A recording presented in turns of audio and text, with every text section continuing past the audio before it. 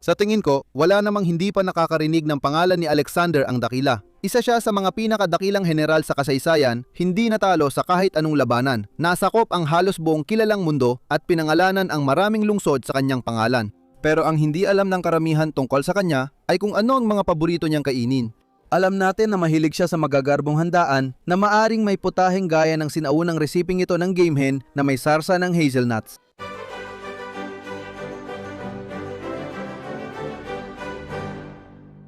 Bagamat alam natin kung anong mga pagkain ang kinakain sa Macedonia noong namumuno doon si Alejandro bilang Alejandro ang ikatlo, wala talagang mga aktwal na resipe mula sa panahong yon. Kaya naghanap ako ng iba pang sinaunang sanggunian para makakita ng recipe na tumutugma sa mga sangkap at putahe noon. Pinili ko ang recipe ni Apicius para sa Alitarius in Avibus, isang sarsa para sa mga ibon. Paminta, perehil, lofage, pinatuyong yerba buena, safflower, ibuhos ang alak, idagdag ang tostadong hazelnuts o almonds, pulot na may alak at suka, timplahan ng garum.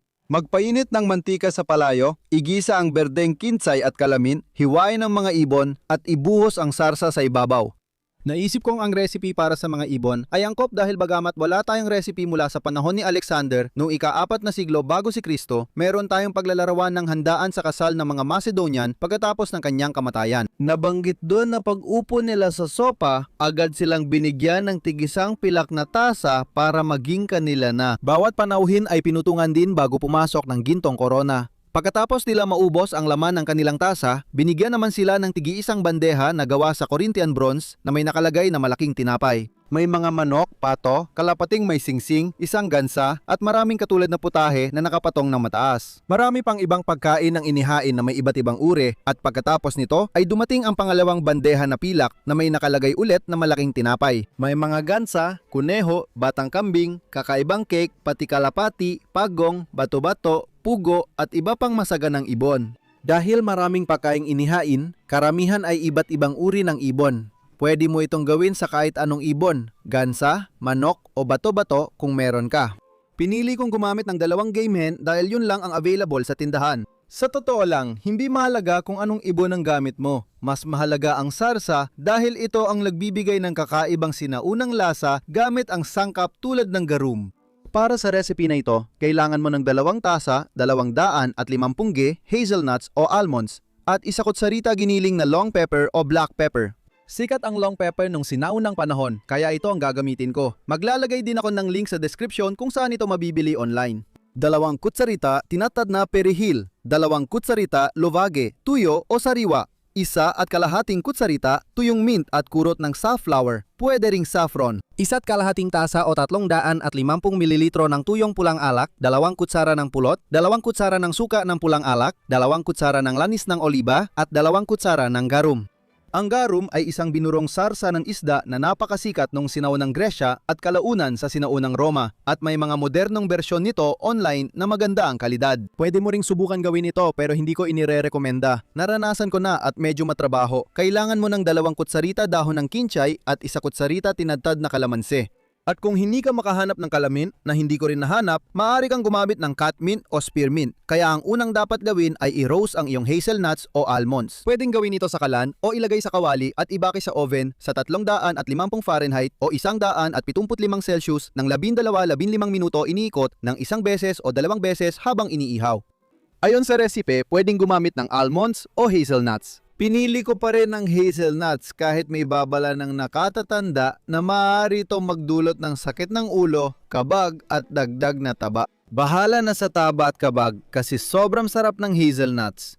Kumuha ng kaserola at ilagay lahat ng sangkap maliban sa dahon ng kinsay at kalamin.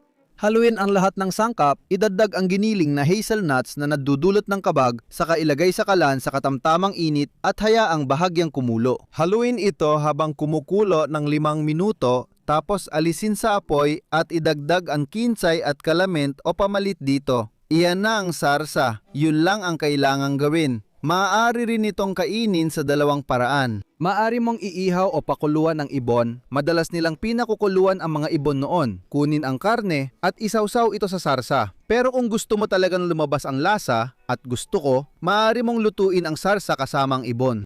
Para gawin yon, pahiran mo lang ng maraming olive oil ang ibon na gagamitin mo, tapos tusukin ang dibdib ng ibon gamit ang kutsilyo ng ilang beses at pagkatapos ay ibuhos ang sarsa sa ibabaw ng ibon, hayaan mong bumuo ng crust ang dinurog na hazelnut sa ibabaw. Pagkatapos, ilagay ito sa oven sa 400 degrees Fahrenheit o 205 Celsius sa loob ng 35 hanggang 45 minuto o hanggang umabot sa 165 degrees Fahrenheit ang internal na temperatura. Habang inihaw ito, gusto ko lang ipaalala na maganda ring regalo ngayong holiday ang Tasting History Cookbook para sa mahilig sa kasaysayan o pagkain. Pero kung gusto nilang malaman kung ano ang kinakain ni Alexander the Great, kailangan nilang panoorin ang video na ito. Ipinanganak si Alejandro sa kaharian ng Macedon sa Gresya noong Hulyo ng 356 BC. Bilang anak ni Haring Philip ang ikalawa, nagkaroon siya ng pribilehiyo na turuan mismo ni Aristotle. Karamihan sa kaalaman niya sa militar ay mula sa ama niyang si Philip na sumakop sa maraming lungsod-estado ng Gresya at bumuo ng Liga ng Corinth, isang nagkakaisang Gresya sa ilalim ng kontrol ng Macedon. Habang pinaplano ng ama niyang sakupin ang Imperyong Achaemenid ng Persya gamit ang nagkakaisang Gresya, pinaslang siya ng sariling gwardiya niyang si Pausanias. Dahil dito, si Alexander, na bagong may alitan sa ama niya, ang naging bagong hari ng Macedon bilang Alexander ang ikatlo. Ngunit si Alexander ay palaging nahumaling sa mga sinaunang epiko ng Iliad at Odyssey, at ginaya niya ang dakilang bayani na si Achilles. Naniniwala pa nga siya na siya mismo ay nagmula sa mga Diyos. Hindi sapat kay Alexander ang ikatlo. Gusto niyang maging Alexander ang dakila, kaya kailangan niyang gumawa ng dakilang bagay. At yon ay pagpatuloy ang nasimulan ng kanyang ama at sakupin ng Imperyong Persyano. At yon nga mismo ang ginawa niya. Sa loob ng ilang taon, tinalo niya si Darius ang ikatlo, ang hari ng Persya, at nanalo sa lahat ng laban kahit madalas na 5-1 ang pabor kay Darius. Narinig ko rin na binibigkas ang pangalang iyon bilang Darius at Darius. Hindi ako sigurado kung alin ang tama. Mukhang hindi magkasundo ang mga tao, kaya pinili ko na lang ang Darius. Nagpatuloy si Alexander, sinakop ang Ehipto at itinatag ang Alexandria, siya kanilusob at sinunog ang kabisera ng Persya, Persepolis. Habang patuwang silangan si Alexander at ang kanyang hukbo, unti-unti siyang naging mas Persyano kaysa Griego at inampon ang maraming kaugalian nila ayon sa kanyang mga tauhan. At ang pag-aampon niya ng mga kaugaliang Persyano ay hindi lang nagkaroon ng epekto sa politika kundi pati na rin sa paraan ng kanyang pagkain. Kita mo, hindi kilala ang mga Macedonian noon sa malalaking handaan. Kilala sila sa labis na pag-inom, pero hindi sa malalaking maranyang handaan na iniugnay sa mga Persyano. Namuhay sila ng mas simple, lalo na pagdating sa pagkain. Isinalaysay ng Macedonianong historiador na si Polyenus na dumating si Alexander sa palasyo ng hari ng Persyano at nakita ang isang tansong haligi sa bakuran na may nakasulat na menu. Sa totoo, ito ay listahan lang ng iba't ibang pagkain na inihain sa tanghalian at hapunan ni dating Hari Cyrus. Napakahaba ng listahang yon. Hindi ko babasahin lahat, pero para magkaroon kayo ng ideya, nabanggit ang 1,000 artabas ng harina ng trigo at isa pang 1,000 artabas ng harina ng cebada, 400 tupa, 300 pagong, 100 baka at 600 maliliit na ibon. 1 talento o mga 66 na libra ng bawang, 3 talento ng pasas at 500 mades ng alap. Mayroon ding maraming mamahaling pampalasa gaya ng anis, kanela at silphium. Ngayon, hindi lang ito para sa hari, kundi para sa buong korte, pero sinabing pagkain lang ito para sa isang araw. At si Alexander, nang makita ang haliging ito, nasuklam at iniutos na sirain ito, at sinabi sa kanyang mga tauhan na walang pakinabang sa isang hari ang mamuhay ng labis sa karangyaan, dahil ang kaduwagan ay tiyak na bunga ng luho at pag-aaksaya. Para maging patas, maaring apokripal ang kwento at tila pinaghalo ito ng may akda sa naunang kwento kung saan nakita ng mga Spartan ang handaan ng haring Persyano na si Xerxes noong nilulusob niya ang Gresya ilang taon na ang nakalipas. Ipinapakita nito ang pagkakaiba ng simpleng buhay ng mga Macedonian at marangyang pamumuhay ng mga Persian.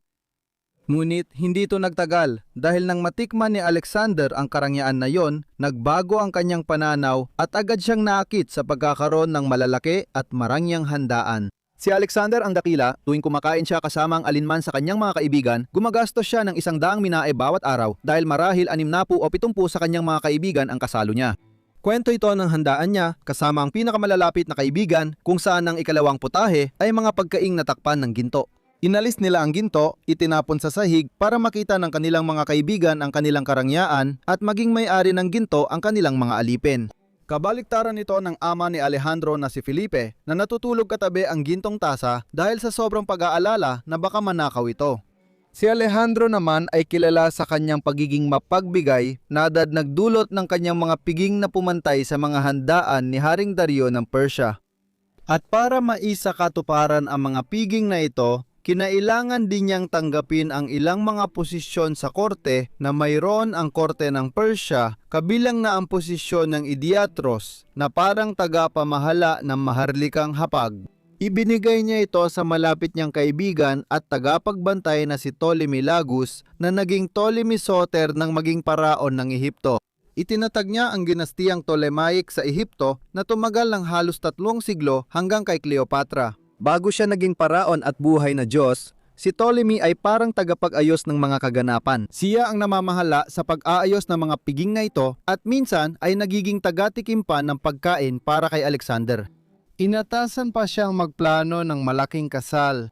Ginagamit ni Alexander ang pagpapakasal ng kanyang mga general sa mga maharlikang babae ng nasakop niyang mga lupain para palakasin ang kanyang pamumuno. Noong 324 BC pagkatapos sakupin ng Persia, ipinagkatiwala ni Alexander kay Ptolemy ang pag-aayos ng seremonya ng kasal at handaan sa Susa, Persia. Kasama rito hindi lang ang pagpapakasal ni Alexander kay Statira, ang anak ng dating namayapang hari na si Darius, kundi pati na rin ang pagpapakasal sa 80 niyang tauhan sa iba't ibang Persyanong maharlika. Ngayon, bagamat kilala si Alexander sa pagiging mapagbigay sa kanyang mga tauhan at sa pagbibigay ng mga marangyang handaan, may isang pagkakataon na hindi lang niya sila napakain, kundi marami pa sa kanila ang nagutom. At nangyari yon sa kanilang pagbabalik mula sa India. Alam mo, habang dinadala ni Alexander ang kanyang hukbo, palayo ng palayo sa silangan, ang mga tauhan niya ay parang, alam mo, gusto na naming umuwi. Matagal na naming hindi nakikita ang aming mga pamilya. Kaya habang nasa India sila, pagkatapos manalo sa isang labanan, sinabi nila, oo, tapos na kami, uuwi na kami, at sila ay nag-alsa. Ngayon, nagbigay si Alexander ng isang makapangyarihang talumpate at naipon niyang muli ang kanyang mga tauhan pero pinaikot niya sila pabalik at pinauwi na. Ginawa niya ito sa disyerto ng Gedrosia kung saan dumanas sila ng kakulangan sa pagkain at napilitang kainin ang mga kamelyo at ibang hayop na panghakot. At dahil walang kahoy para sa apoy, kinain nila ang karne ng hilaw. Maraming silphium ang tumutubo sa lugar at ito lang ang tumulong sa kanila para matunaw ang kanilang pagkain. Ang silphium ang maiwagang sangkap na labis na minahal ng mga sinaunang Griego at kalaunan ng mga sinaunang Romano hanggang sa tuluyan nila itong naubos. Kinain lang nila lahat yon. Kaya nitong gawin ang kahit ano, nakagagamot, masarap at kayang mapaibig. Lahat ito at higit pa ay tinalakay sa isang video tungkol sa silphium. Si Claudius Aelianus, sumulat ng siping yon, ay nagsabing naganap ito sa ibang panahon. Ngunit karamihan sa sinaunang historiador ay sang-ayon na nangyari ito pauwi mula India. Bukod sa pagkakamaling nandulot ng pagkawala ng kalahati ng hukbo, naalagaan pa rin ni Alexander ang kanyang mga tauhan sa malalaking pista. Bagamat ayon sa isang sumunod na historiador, si Plutarch, hindi kailanman nagpakasasa si Alexander sa mga handaan na ito. Napakatimpi niya sa pagkain, kaya kapag may ipinadalang bihirang isda o prutas, ibinibigay niya ito sa mga kaibigan at madalas ay wala siyang natitira para sa sarili. Gayunpaman, laging marangya ang kanyang hapagkainan at lumalaki ang gastos habang siya yumayaman, hanggang umabot sa 10,000 drakma kada araw. Ikinuwento ni Plutarch ang tungkol kay Ada ng Caria, isang babae mula sa timog Turkey. At matapos masakop ni Alejandro ang lugar na ito, ginawa niyang reyna ng Caria ang babaeng ito at tinawag pa niya itong kanyang ina. Dahil sa kabutihan ng puso niya, araw-araw siyang napapadala kay Alejandro ng pagkain at matatamis na putahe. Sa huli, inialok niya ang pinakamahusay. Sinabi niyang ayaw niya sa mga panadero at kusinero dahil mas magaling ang mga kusinerong ibinigay ng guru niyang si Leonidas. Sabi nga, almusal niya ay isang magdamagang martsa at hapunan niya ay magaan na almusal. Marahil totoo ang mga kwentong ito. Baka mas gusto ni Alexander maglakad ng mabilis kaysa mag-almusal. Pero maaaring si Plutarch din na nabubuhay ilang siglo matapos mamatay si Alexander ay binibigyan si Alexander ng mga katangian ng kung ano para kay Plutarch ang isang makabagong bayani. Mga katangian ng lakas at pagpipigil. Tiyak na ito ang ginawa niya kay Alexander nang pag-usapan ng pag-inom nito. Iginiit niyang hindi ganoon kalulong si Alexander sa alak gaya ng pinaniniwalaan. Ang paniniwala ay dahil mas marami siyang oras sa pakikipag-usap kaysa pag-inom ng bawat tasa. Kaya oo, habang si Alexander ay nakaupo ng ilang oras na may hawak na tasa ng alak, dahan-dahan lang niyang iniinom yun sa buong oras. Abala siya nakikipagkwentuhan at hindi naman sobra ang inom niya.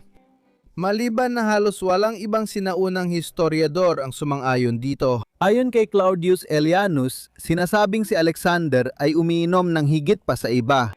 Ayon kay Ephesus the Olympian, hindi lang si Alexander, kundi pati lahat ng Macedonian. Walang pagpipigil sa pag-inom ang mga Macedonian. Agad silang umiinom ng malalaking lagok bago kumain, kaya nalalasing sila bago pamali sa mesa ang unang putahe at hindi na nila na-enjoy ang natitirang handaan. Mahilig sila sa malamig na alak at gagawin ang lahat para dito. Ayon sa isang kasama ni Alexander sa Persia, naghukay siya ng 30 malalaking trinserang magkakalapit at pinuno ng nyebe habang may kinubkob sila. Tinapan niya ang nyebe ng mga sanga ng insina para tumagal ito at ginagamit nila yon para palamigin ang alak bago inumin. Pero madalas na natatalo si Alexander ng kanyang pagkahilig sa alak. Marahil ang pinakakilala ay nung isang piging noong 328 BC. Ginawa niyang gobernador ng Bactria ang kaibigan niyang si Clitus na nagligtas sa kanya sa labanan sa Granicus. At bilang pagdiriwang, natpasya si Alexander na magdaos ng isang malaking piging kung saan sila ay uminom ng marami. At habang sila ay umiinom, nagsimula silang magtalo tungkol sa ilang usaping militar. At sa huli, pinaalala ni Clitus kay Alexander na iniligtas niya ang kanyang buhay na hindi naman nagustuhan ni Alexander. At pagkatapos, habang nagyayabang si Alexander tungkol sa lahat ng magagandang bagay na nagawa niya, sinabi ni Clitus na siya ay sumusunod lang talaga sa yapak ng kanyang ama na si Philip. Galit na galit si Alexander, kaya kinuha niya ang sibat ng gwardiya at inihagis kay Clitus na naging dahilan ng pagkamatay nito. Agad na napuno ng pagsisisi si Alexander, kinuha ang sibat at itinukod ito sa pader na may balak na itarak ito sa sarili. Iniisip na hindi nararapat na mabuhay siya na nakapatay ng kaibigan habang lasing sa alak. Malinaw na hindi niya itinuloy ito dahil pagkatapos ay nasakop pa niya ang halos buong mundo. Pero kilala rin siyang madalas matalo ng alak. Ayon sa ilang teorya, nakatulong ito sa kanyang maagang pagkamatay. Hindi tiyak ang sanhi ng kanyang pagkamatay, pero ayon sa sinaunang sanggunian, hindi ito nakatulong sa sitwasyon. Kasi noong siya ay 32 taong gulang pa lang, nasa Babylonia siya nang makatanggap siya ng masasamang palatandaan at sobrang seryoso siya pagdating sa mga palatandaan. Kaya siya ay nalungkot at nagpasya na magbigay ng mga regalo, mag-alay sa mga Diyos para sa swerte, at ang mga alay na yon ay kakainin ng mga tao. Nagdaw sila ng malaking piging at nagdiwang kasama ang mga kaibigan, umiinom hanggang 10 oras ng gabi. Sabi ng ilang sinaunang sanggunian, naganap ang pagkain at pag-inom na ito sa bahay ng tauhan niyang si Medus. Kinabukasan, tulad ng marami, pagkatapos magdamag uminom, bumangon siya, naligo at natulog. Pagkatapos, kumain at uminom siya ulit sa bahay ni Medus hanggang gabing-gabi.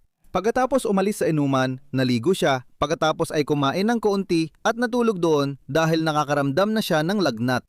Ang sunod-sunod na siklo ng lagnat, pagligo, pagtulog, pagkain at pag-inom ay nagpatuloy hanggang sa siya'y pumanaw. At agad na kumalat ang mga tsismis na nilason siya ng isa sa kanyang mga tauhan. Matagal nang may mga teorya ng sabwatan at maraming historiador ang nagtatanong kung sino ang gumawa nito. Pero pareho sina Plutarch at Arrian na nagsabi na namatay siya dahil sa labis na pag-inom at lagnat. Kaya para sigurado, hindi ako iinom tulad ni Alejandro, pero kakain ako tulad ni Alejandro. At heto na, inihaw na game hen na may sarsa ng hazelnuts. Kaya kukuha ako ng kaunting hita dito. Makikita mo na may malinaw na crust na nabuo dito. Ang banggo ay matapang pero hindi sa masamang paraan. Parang kung ano man yon, yun ay garum sa tingin ko. Parang lumalabas lang siya at nagbibigay ng kakaibang amoy na makukuha mo lang talaga sa fish sauce. Sige, tikman natin.